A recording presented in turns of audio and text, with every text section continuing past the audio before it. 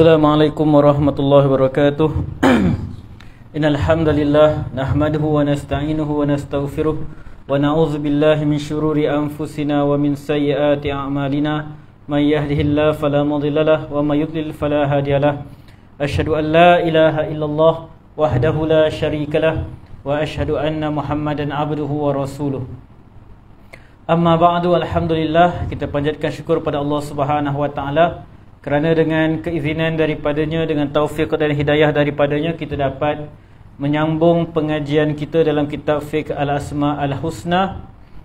Jadi insya-Allah pada malam ini kita akan masuk ke muka surat yang 277, muka surat 277. Kita akan membincangkan nama Allah Subhanahu wa taala Al-Wali, Al-Maula.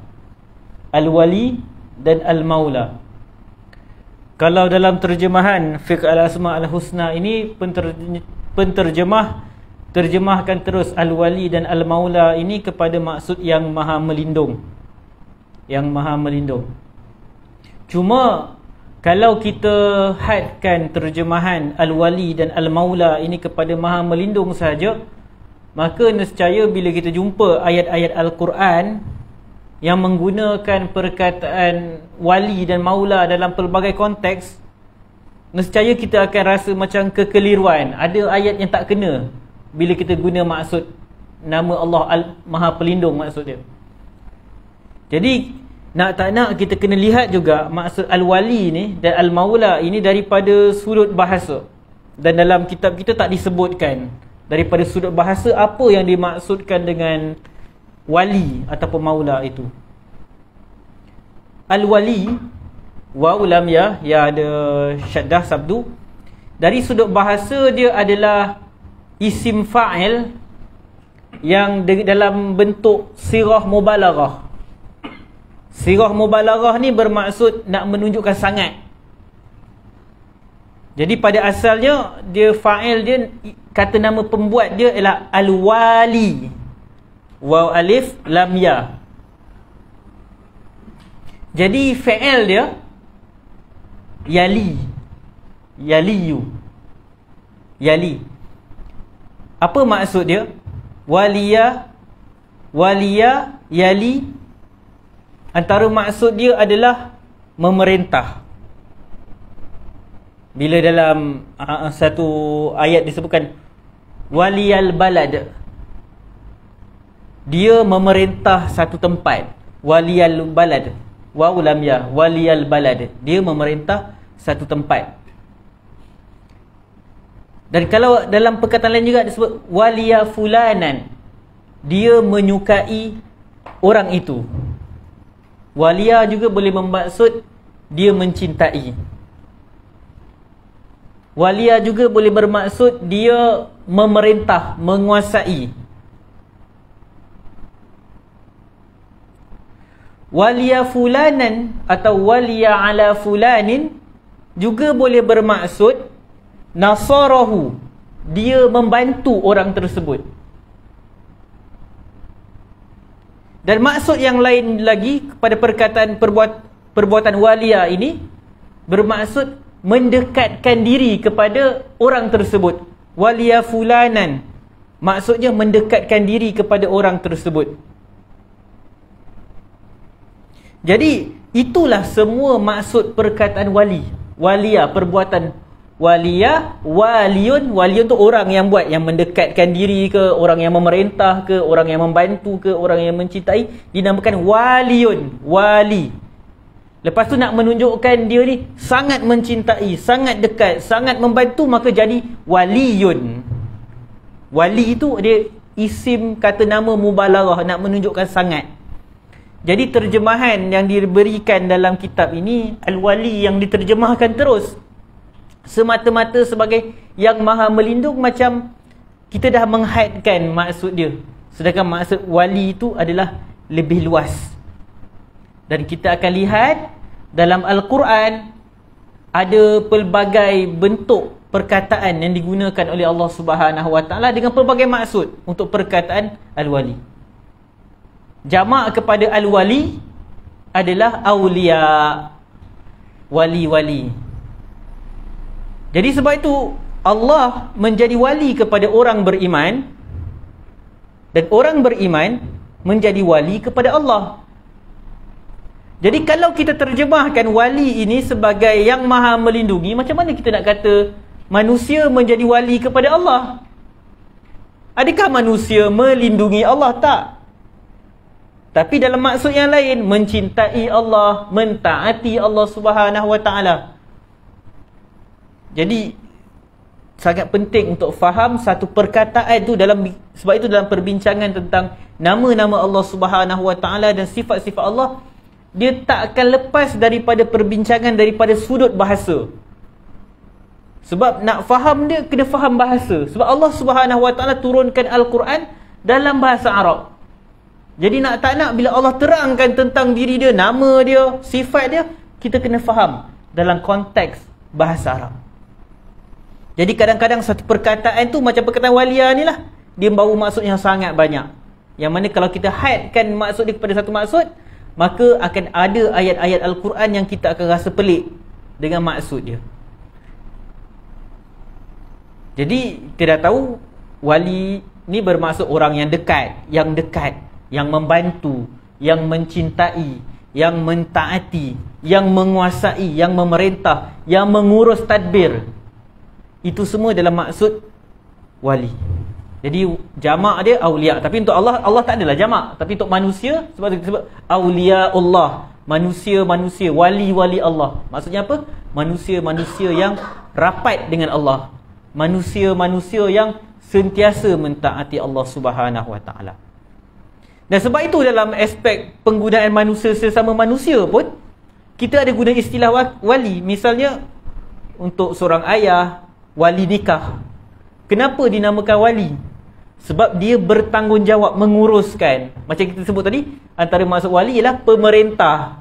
Dia menguruskan. Jadi begitu jugalah seorang ayah atau wali yang lain yang menjadi wali nikah, dia menguruskan perempuan di bawah dia untuk dia tadbir, untuk dia nyatakan persetujuan untuk dinikahi atau tidak.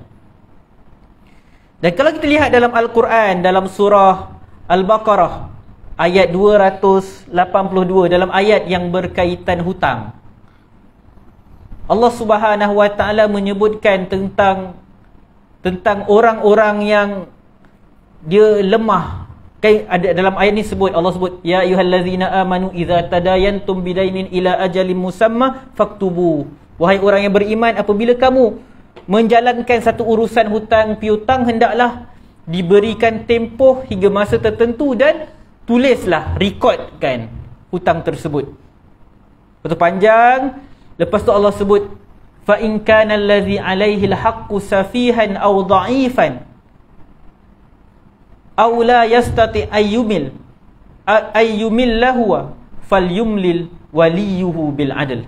Allah kata, kemudian jika orang yang berhutang itu adalah orang yang safih, dalam terjemahan kita orang yang bodoh lah, atau lemah, atau dia sendiri tak dapat nak menulis tentang transaksi hutang tersebut, hendaklah disuruh kepada waliyuhu, falyumlil waliyuhu bil adl.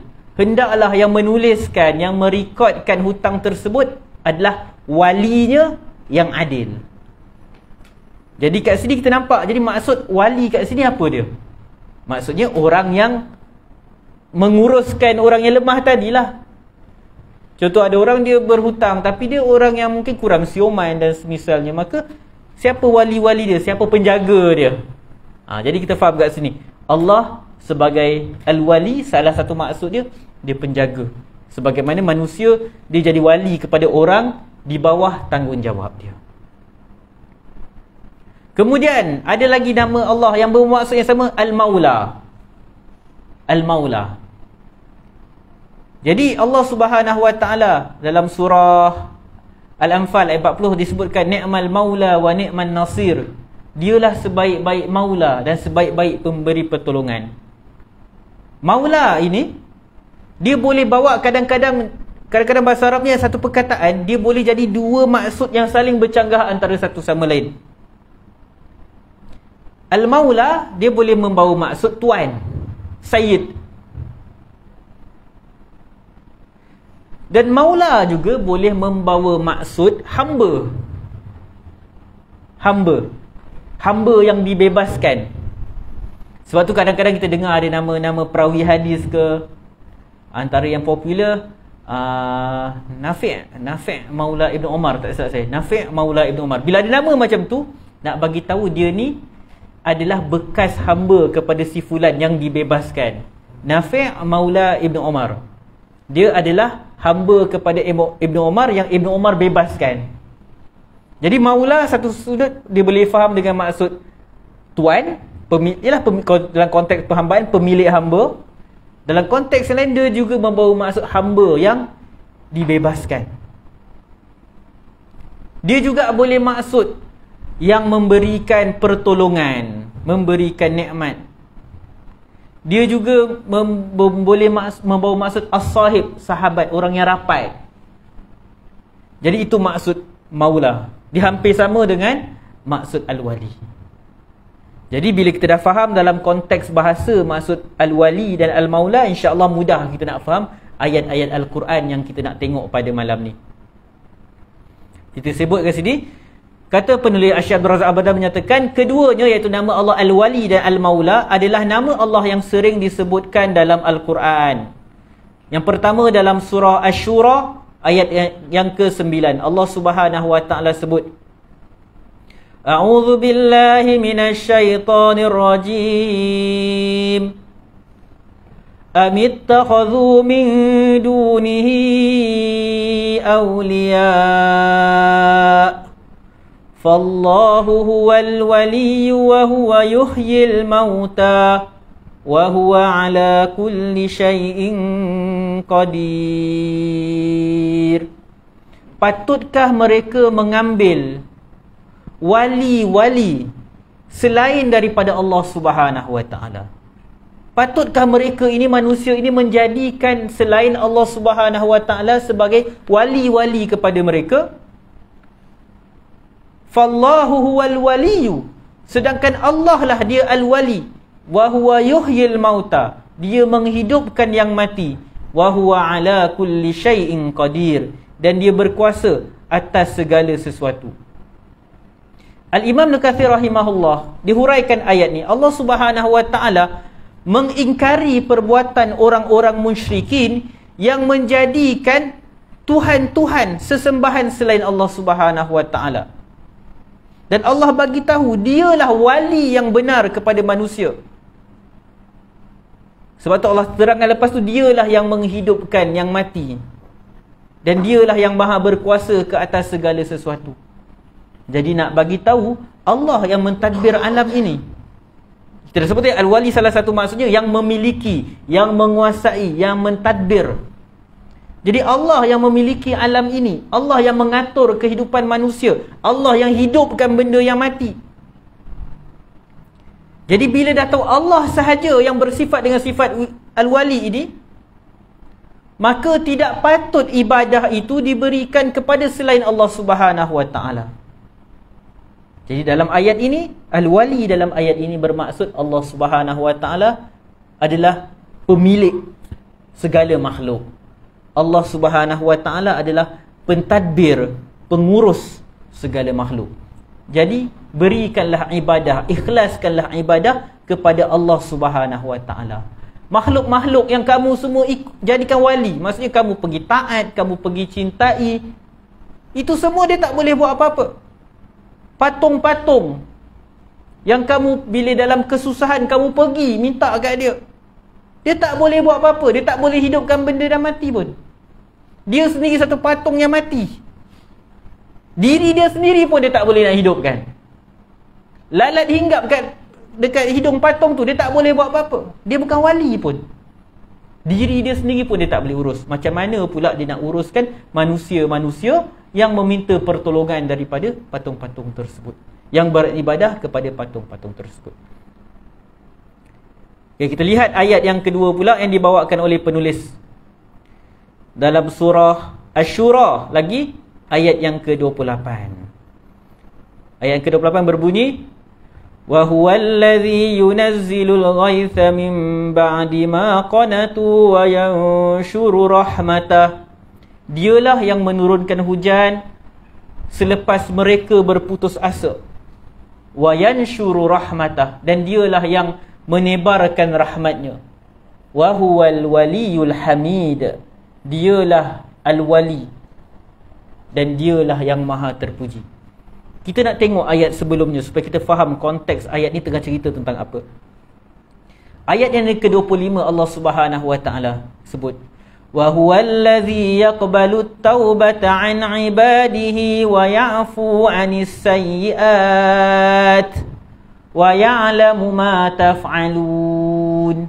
Dialah yang menerima taubat hamba-hambanya, dan dialah yang memaafkan kesalahan-kesalahan mereka.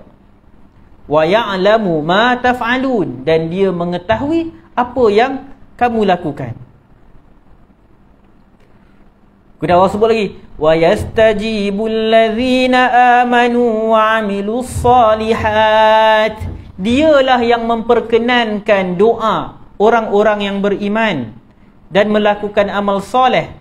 Wa yaziduhum min fadlih, dan dialah yang menambahkan kepada orang-orang yang beriman dan beramal soleh ini kurniaan dia.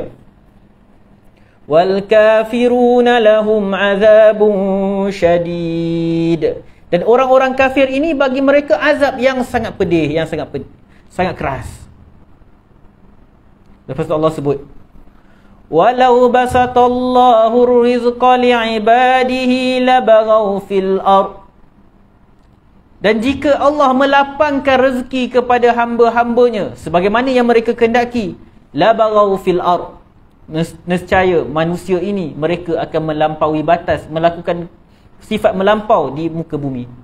Walakin yunazzilu biqadarin ma yasha', tetapi dialah menurunkan setiap sesuatu tu pada kadarnya yang sesuai dengan keilmuannya, dengan hikmahnya. Dia tahu berapa banyak nak turunkan. Innahu bi'ibadihi khabirun basir. Sesungguhnya dia mengetahui dan melihat apa yang dilakukan, keadaan dan perlakuan hamba-hambanya. Lepas tu Allah Subhanahu wa taala sebut, dialah yang menurunkan hujan selepas mereka berputus asa, dan dialah yang menebarkan rahmatnya. Wa huwal waliyul hamid, dialah al-wali. Maksudnya al-wali kat sini apa dia? Dialah yang memustajabkan doa, dialah yang mengurniakan kurniaannya kepada orang-orang yang beriman dan beramal soleh. Dialah yang menurunkan rezeki pada kadarnya yang sesuai dengan maslahah makhluk. Dialah yang menurunkan hujan ketika mana manusia-manusia waktu kemarau tu mereka dah putus asa, dah rasa takkan hujan turun, dah mati dah haiwan peliharaan mereka, dah matilah pokok-pokok mereka. Allah turunkan hujan ketika mana manusia berputus asa, dan dialah yang menyebarkan rahmat dia. Wa huwal wali. Jadi itulah semua perbuatan itu terkandung dalam nama Allah Al-Wali. Dia bagi rahmat, dia mentadbir alam ni, dialah yang jawab doa makhluk-makhluk dia. Dia bagi kurniaan kepada orang-orang yang beriman. Jadi kata Al-Imam Ibn Katsir rahimahullah, jadi Al-Wali kat sini bermaksud dialah yang menguruskan hamba-hambanya dengan apa yang bermanfaat untuk mereka di dunia dan di akhirat. Jadi dalam ayat ni, konteks ayat ni, Al-Wali maksudnya Allah yang menguruskan hamba-hamba dia. Jadi kita nampaklah dekat situ menghadkan terjemahan Al-Wali kepada yang Maha Melindung tu satu terjemahan yang tak kenalah sebenarnya dengan nama Allah. Sebab itu kadang-kadang nama-nama Allah ni kita nak terjemahkan dengan satu perkataan sukar. Sebab ia perlu difahami dalam konteks bila Allah sebut nama tu. Allah sebut dalam pelbagai konteks yang berbeza. Kita lihat dalil yang seterusnya dalam surah yang seterusnya, surah An-Nisa. Allah Subhanahu wa taala sebut, wa kafa billahi waliya wa kafa billahi nasira. Cukuplah Allah Subhanahu wa taala sebagai wali kamu, pelindung kamu, penjaga kamu. Wa kafa billahi nasira, dan cukuplah Allah sebagai yang menolong kamu. Jadi bila kita faham, kita serahkan urusan kita ke Allah. Allah ada nak jaga kita daripada segala malapetaka, bencana, kesusahan. Orang zalimi kita, kita tahu Allah Al-Wali, dia jaga kita. Kita dalam kesusahan, tak cukup makan, tak cukup duit, kita tahu kita ada Allah Al-Wali yang menguruskan manusia. Bila Allah Subhanahu wa taala hadkan, bataskan rezeki kita pada hari ni, sikit kita dapat, Allah lakukan tersebut atas dasar sifat dia yang menguruskan hamba dia. Dia bagi apa yang bermanfaat untuk kita. Kita lihat surah Al-Hajj ayat 78, Allah sebut, wa'tasimu billahi huwa maulakum fani'mal maula wa ni'man nasir. Berpegang teguhlah kamu kepada tali Allah, dialah maula kamu, dialah sebaik-baik maula dan sebaik-baik penolong. Kita nak tengok ayat ni cerita tentang apa. Ayat ni kalau kita baca daripada awal, Allah Subhanahu wa taala sebut, wajahidu fillahi haqqa jihadih. Berjihadlah di jalan Allah Subhanahu wa taala dengan sebenar-benar jihad. Huwajtabakum wa ma ja'ala 'alaikum fid din min haraj. Dialah yang telah pilih kamu dan dia tidak jadikan untuk kamu dalam agama ni kesukaran. Millata abikum Ibrahim, iaitu agama bapa kamu, millah Ibrahim, agama yang dibawa oleh Nabi Ibrahim alaihissalam. Huwa sammakumul muslimina min qablu wa fi hadha liyakuna ar-rasulu syahidan alaikum. Dia menamakan kamu dengan nama Muslim, menamakan kamu sebagai orang-orang Islam. Min qabli, sejak dulu lagi. Wa fi hadha, dan di dalam Al-Quran ini, liyakuna ar-rasulu syahidan alaikum, supaya Rasulullah menjadi saksi kepada kamu. Wa takunu syuhada'a 'alan nas, dan supaya kamu juga menjadi saksi kepada manusia-manusia yang lain. Lepas Allah sebut, fa'aqimus salah wa atuz zakah, dirikan salat, bayar zakat, wa'tasimu billah, peganglah erat-erat dengan tali Allah, huwa maulakum. Jadi Allah kata, kalau kamu pegang erat-erat dengan tali Allah, dirikan solat, bayar zakat, maksudnya ikut agama Islam, agama yang dah dibawa oleh Nabi Ibrahim alaihissalam lagi, nescaya Allah Subhanahu wa taala akan jadi maula kepada kamu. Jadi apa maksud maula kat sini? Bermaksud Allah Subhanahu wa taala, kata Al-Imam Ibn Katsir rahimahullah, kalau kamu taat kepada Allah, ikut perintah Allah, nescaya Allah akan memelihara kamu, membantu kamu dalam menghadapi musuh-musuh kamu. Syarat dia ialah pegang erat-erat dengan agama Islam, dirikan solat, tunaikan perintah Allah Subhanahu wa taala. Jadi maula kat sini dia bukan lagi satu maksud yang umum. Kalau tadi kita kata yang memiliki, Allah maula juga bermaksud, ataupun al-wali yang bermaksud dia memiliki alam ini. Jadi dia umum. Maksudnya Allah memiliki orang kafir, Allah mentadbir orang kafir. Tapi dalam ayat ini, maula di sini bermaksud Allah membantu, Allah memelihara. Dan yang dimaksudkan di sini khas untuk orang-orang yang beriman, yang taat kepada Allah. Jadi nak dapat perlindungan Allah yang khas untuk orang beriman ni, Allah bagi tahu, pegang erat-erat dengan tali Allah Subhanahu wa taala. Pegang erat-erat dengan tali Allah Subhanahu wa taala. Kita lihat surah Ali Imran ayat 150. Hampir sama bunyi dia. Balillahu maulakum. Tapi Allah, dialah pelindung kamu. wa huwa khairun nasirin, dan dialah sebaik-baik yang menolong. Ayat surah Ali Imran ini berkaitan dengan peperangan Uhud. Kalau kita lihat dalam ayat yang ke-149, Allah sebut, ya ayyuhallazina amanu in tuti'ul ladzina kafaru, wahai orang-orang yang beriman, kalau kamu taat kepada orang-orang yang kafir, yaruddukum ala aqabikum, nescaya mereka akan mengembalikan kamu ke belakang. Maksudnya mengembalikan kamu kepada kekafiran. Fatanqalibu khasirin, maka jadilah kamu orang-orang yang rugi. Balillahu maulakum wa huwa khairun nasirin. Tetapi ikutlah Allah. Tadi Allah dah kata, kalau kamu ikut orang kafir, kamu taat orang kafir, maka kamu akan kembali kepada kekufuran dan kamu akan jadi orang-orang yang rugi. Sebaliknya, ikutlah Allah. Allahu maulakum. Allah itulah maula kepada kamu. Allah lah yang boleh melindungi kamu. Wa huwa khairun nasirin. Dialah sebaik-baik yang membantu. Allah lah yang boleh beri pertolongan kepada kamu. Lepas tu Allah sebut, bagi tahu seterusnya pada ayat 151, bila seseorang dia tidak taat kepada orang kafir, dia jadikan Allah sebagai maula dia.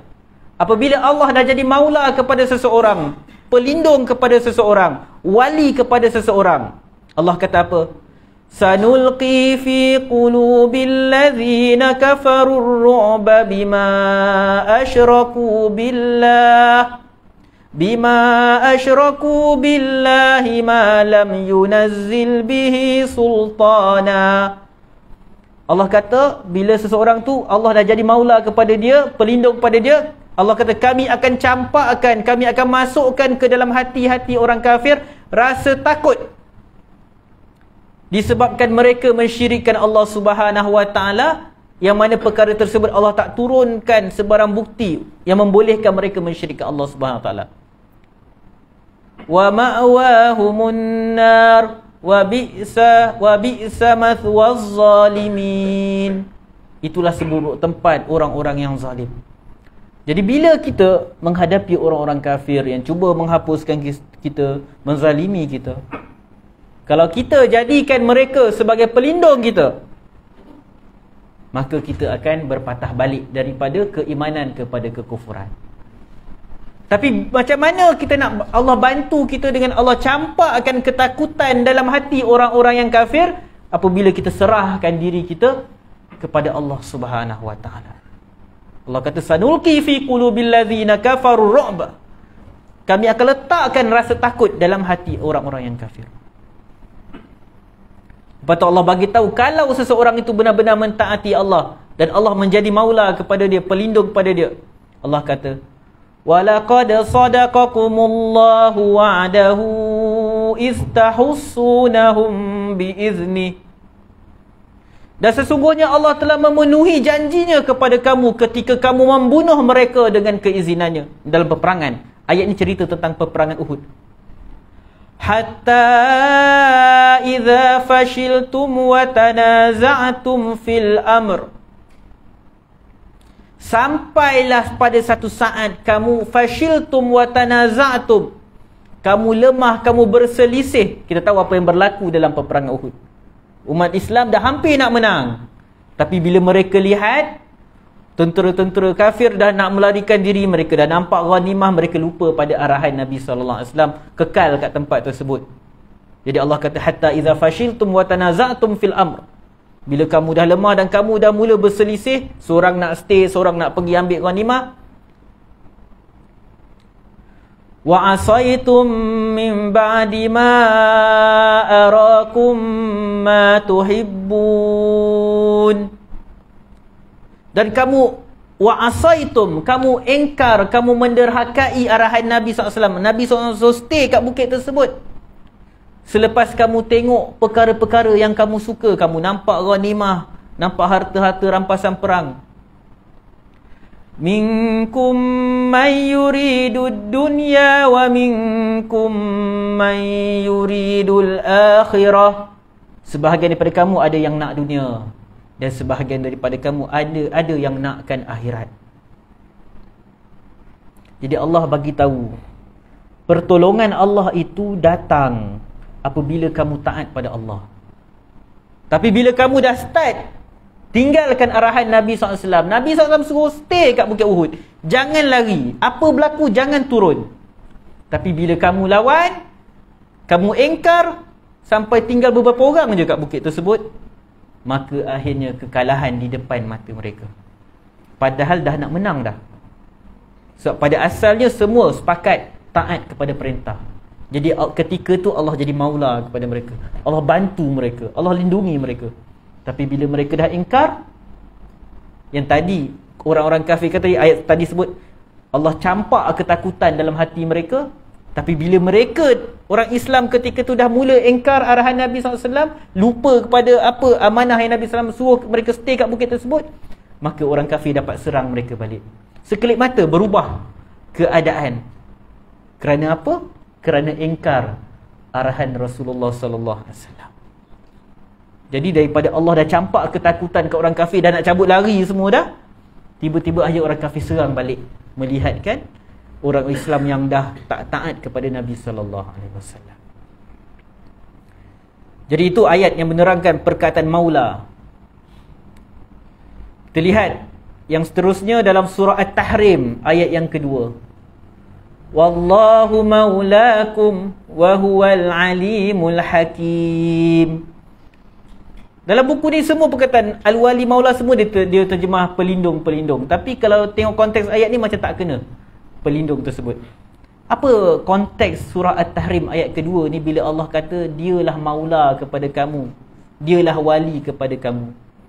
Cerita surah At-Tahrim ni kisah zaman Nabi SAW. Ayat yang pertama Allah kata, Ya ayyuhan nabiyyu lima tuharrimu ma ahallallahu lak. Wahai Nabi, kenapa kamu mengharamkan benda yang Allah dah halalkan untuk kamu? Tabtaghi mardata azwajik. Kenapa kamu haramkan benda yang Allah dah halalkan untuk kamu semata-mata untuk kamu mendapatkan keredaan isteri-isteri kamu? Wallahu ghafurur rahim. Allah Maha Pengampun lagi Maha Bijaksana, lagi Maha Penyayang. Betul ayat yang kedua Allah sebut qad faradallahu lakum tahillata aymanikum. Allah Subhanahu wa taala telah memfardukan kepada kamu tahillata aymanikum, untuk buat sesuatu untuk bebaskan diri kamu daripada sumpah kamu. Sebab Nabi SAW dah bersumpah tak nak buat sesuatu, sedangkan benda tu Allah halalkan untuk Nabi SAW. Lepas tu Allah sebut wallahu maulakum, dia Allah lah maula kepada kamu. Nabi SAW dah terlanjur buat satu perkara yang Allah tegur. Jadi cerita dalam kitab tafsir ada beberapa sebab nuzul pada ayat ni. Cuma Ibn Kathir rahimahullah dia merajihkan kisah ni berkaitan satu kisah rumah tangga Nabi SAW. Daripada Aisyah radhiyallahu anha, dia menceritakan bahawa anna Nabi SAW kana yamkuthu 'inda Zainab binti Jahsh. Nabi SAW duduk dengan Zainab. Yalah, bila ada ramai isteri kena gilirkan masalah. Jadi satu masa tu Nabi SAW duduk dengan Zainab binti Jahsh. Fayashrabu 'indaha 'asala. Nabi SAW pun waktu dengan Zainab ni, Nabi SAW minum madu. Lalu Aisyah dengan Hafsah, Aisyah kata fatawa ta'atu ana wa Hafsah. Aku dan Hafsah berpakat adna ayyatana ma dakhala 'alaiha an-nabiy sallallahu alaihi wasallam, yang mana salah seorang daripada kami, sama ada aku ataupun Hafsah, Aisyah kata sama ada aku ataupun Hafsah, kalau Nabi SAW datang kepada salah seorang daripada kami, faltakul, hendaklah salah seorang daripada kami sebut, inni ajidu minka riha maghafir. Sesungguhnya saya terbau daripada kamu ni bau maghafir. Maghafir ni sejenis benda yang ada bau, dia menghasilkan bau yang tak sedap lah. Maksudnya sebenarnya Aisyah dengan Hafsah ni dia macam jealous sikit tengok Nabi SAW dengan Zainab. Nabi dia dapat tahu Nabi SAW makan madu dengan bila kat rumah Zainab dan semisalnya. Jadi dia nak buat macam supaya Nabi stop. Jadi mereka pura-pura lah setiap bila Nabi SAW balik je daripada rumah Zainab, nanti cakap macam Nabi SAW ni makan something yang berbau tak sedap. Akal ta maghafir, nanti kata kat Nabi SAW, adakah kau baru makan maghafir? Lalu berlakulah fadakhala ala ihdahuma, Nabi SAW pun jumpa salah seorang daripada mereka, sama ada Hafsah atau Aisyah. Faqalat zalik, lalu disebutlah perkataan tersebut. Lalu katalah Nabi SAW, bal syaribtu asalan inda Zainab binti Jahsh, sebenarnya aku minum madu dekat rumah Zainab binti Jahsh. Lalu kata Nabi SAW, walan a'uda lahu, lepas ni aku takkan minum langsung madu. Nabi SAW seolah-olah mengharamkan kat diri dia benda yang Allah dah halalkan dekat Nabi SAW. Lalu Allah turunkan ayat ni, kenapa kamu mengharamkan benda yang Allah dah halalkan untuk kamu? Jadi dalam ayat yang kedua ni Allah Subhanahu Wa Taala sebut, lepas Allah bagi tahu macam mana nak bebaskan diri kalau dah terlanjur bersumpah tak nak buat sesuatu. Contoh ada orang dia bersumpah tak nak buat sesuatu, dia kena kafarah. Jadi perkataan Allah sebagai maula kepada kamu ni ialah datang selepas Allah bagi tahu Allah telah mewajibkan ke atas kamu tahillata aimanikum. Allah dah ajar pada kamu macam mana cara kamu nak bebaskan diri kamu daripada sumpah yang kamu dah terlanjur buat. Kata tak nak makan madu lah, dan misalnya kamu dah haramkan benda yang sebenarnya Allah benarkan kamu buat perkara tersebut. Kan kalau dah sumpah terlanggar kena kafarah. Jadi bila Allah Subhanahu Wa Taala ajar kafarah untuk bebaskan diri daripada sumpah tersebut, maka Allah bagi tahu wallahu maulakum, dialah maula kepada kamu. Maksudnya dialah yang menguruskan urusan kamu, dia yang mengatur urusan agama dan dunia kamu. Jadi dia suruh kamu lakukan kafarah ini untuk bebaskan kamu daripada perkara yang kamu tak semena-mena pergi haramkan untuk diri kamu. Jadi Allah nak bagi jalan keluar lepas dah terlanjur kata tak nak buat sesuatu, sedangkan mungkin benda tu bermanfaat. Jadi caranya dengan jalan kafarah. Jadi kat sini menunjukkan maula Allah Subhanahu Wa Taala ni bermaksud Allah Subhanahu Wa Taala bagi jalan keluar dekat hamba-hamba dia. Bila hamba dia dah tersilap, terlanjur sesuatu, Allah bagi jalan keluar. Jadi mungkin terfikirkan, takkan Nabi SAW buat satu benda yang Allah larang. Kat sinilah hikmahnya bagaimana Allah takdirkan Nabi SAW terlanjur sebut perkara tu, lalu turun ayat yang mengajar macam mana untuk orang kalau dia terlanjur, dia kata selama-lamanya aku tak akan makan benda ni, aku bersumpah aku tak akan makan benda ni. Dah lepas tu dah susah pula, alamak sedap pula madu ni tak boleh makan. Jadi Allah bagi jalan keluar untuk elakkan dosa melanggar sumpah, melanggar janji. Jalannya dengan cara kafarah.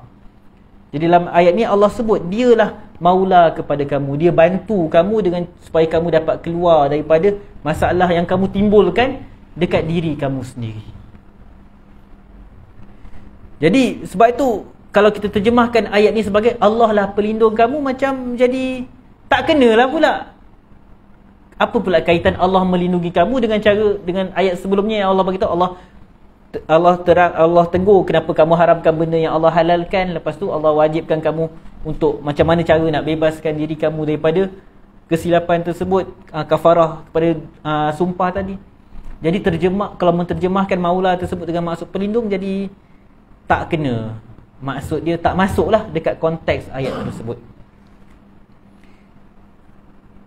Disebutkan di sini perlindungan dan pertolongan Allah. Perlindungan dan pertolongan Allah bagi para hamba-Nya itu ada dua. Sebab penulis dia berterusan dia terjemahkan wilayah Allah ni sebagai perlindungan dan pertolongan Allah.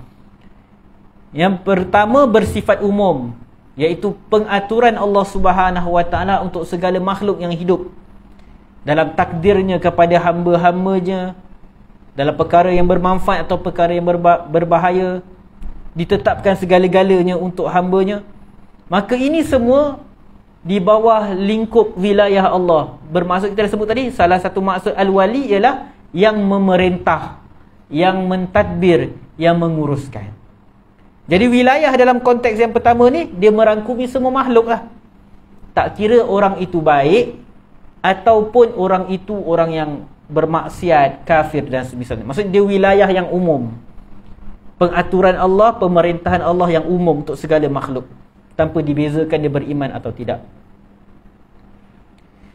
Contoh kepada maksud al-wali atau maula dalam konteks macam ni ialah dalam surah Al-An'am ayat 62. Allah Subhanahu wa taala sebut, "Tsumma ruddu ila Allahi maulahumul haqq. Ala lahul hukmu wa huwa asra'ul hasibin." Kemudian mereka, hamba-hamba Allah, akan dikembalikan kepada Allah Subhanahu wa taala, maulahumul haqq. Kat sini dia tak terjemahkan pelindung. Sebaliknya diterjemahkan maulahumul haqq. Dialah penguasa mereka yang sebenarnya. Jadi dalam konteks ayat ni tak boleh sebut pelindung, tak kena, ayat tu tak masuk. Sebaliknya penguasa, pemerintah. Sebab surah Al-An'am ayat 62 ni, kalau kita lihat ayat yang sebelumnya, Allah Subhanahu wa taala cerita tentang apa? Wa huwallazi yatawaffakum bil-laili wa ya'lamu ma jarahtum bin-nahar. Dia yang tidurkan kamu pada waktu malam dan dia mengetahui apa yang kamu buat di waktu siang. Thumma yab'athukum fihi liyuqda ajalum musamma.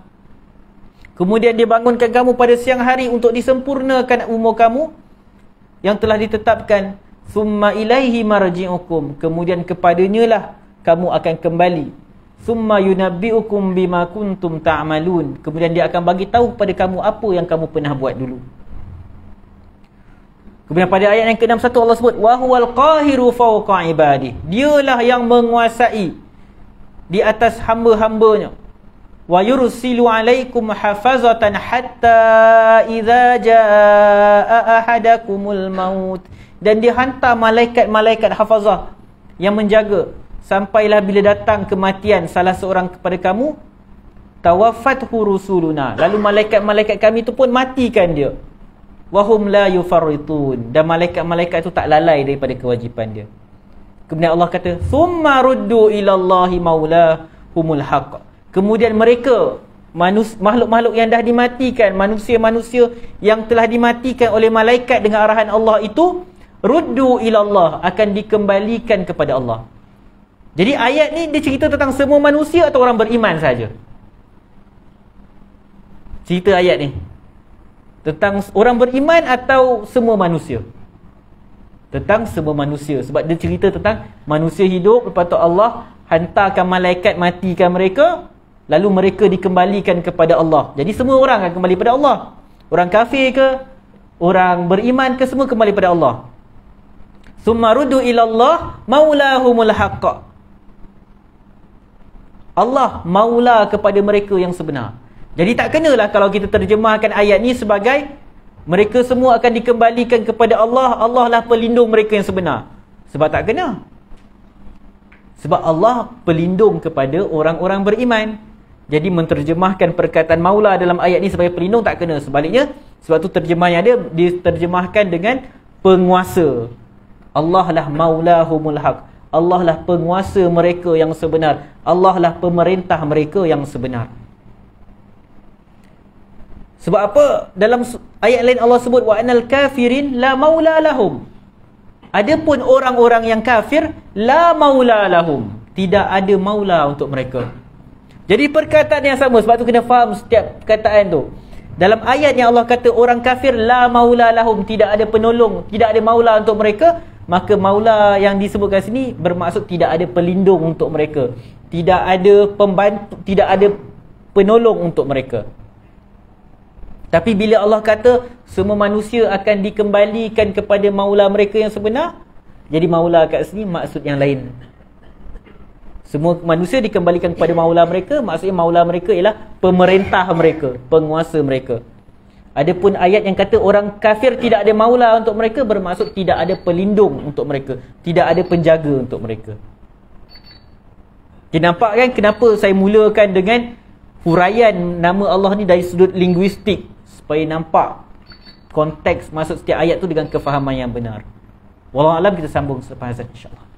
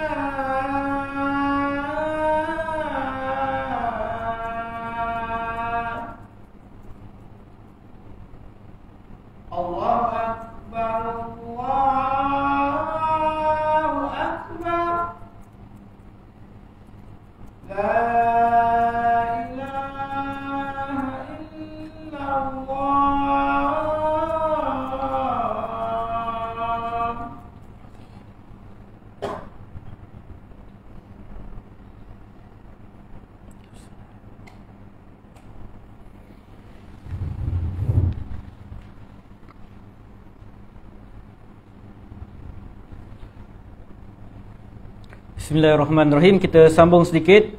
Kita lihat ayat yang seterusnya, surah Yunus ayat yang ke-30. Surah Yunus ayat yang ke-30.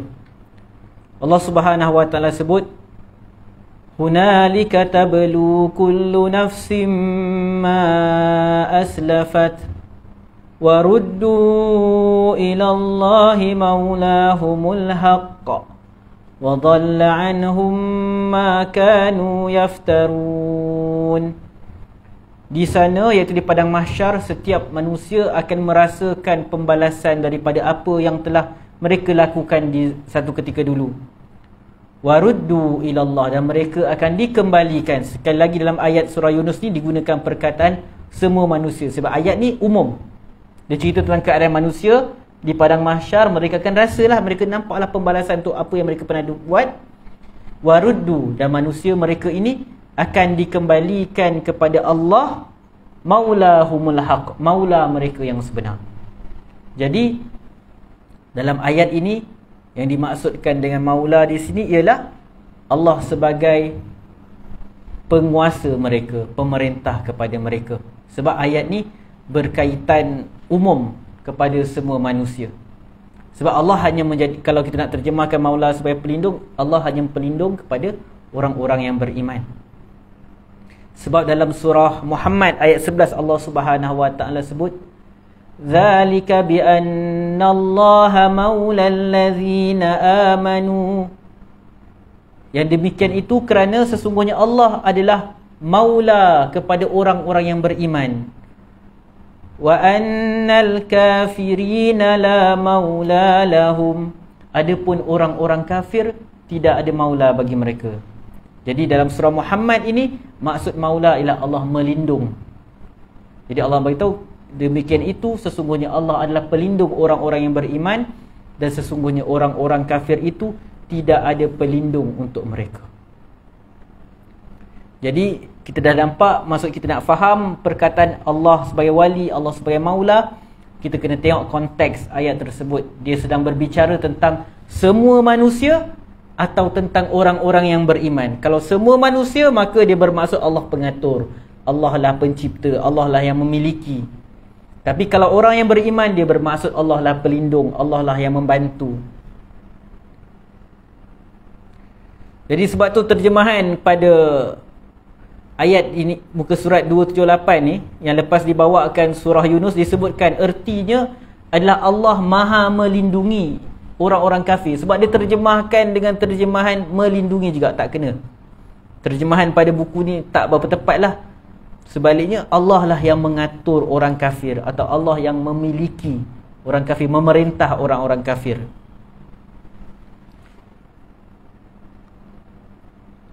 Sebab perlindungan yang khas itu adalah untuk orang-orang yang beriman sahaja. Jadi kita dah sebut tadi, maksud wali lagi ialah mencintai. Allah hanya sayang orang-orang beriman. Allah tak sayang, Allah tak cinta kepada orang-orang kafir. Jadi tak boleh kita nak kata Allah sayang kepada semua, tak.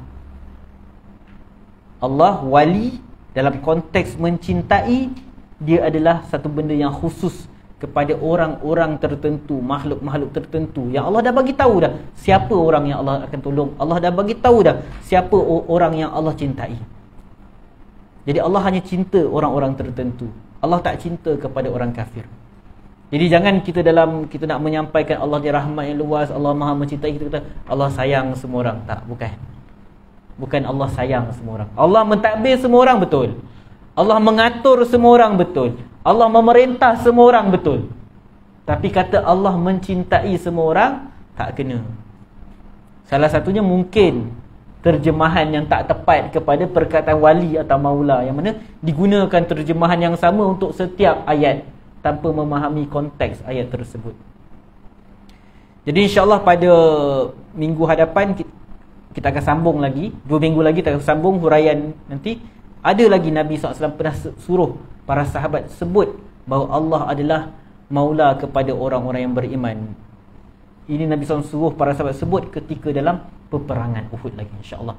Kita akan sebut pada minggu hadapan tentang hadis yang panjang tersebut. Jadi sebelum kita bersurai, ada sebarang soalan? Okay. Ada soalan Muslimah? Okay. Dengar. Surah Al-Baqarah 286.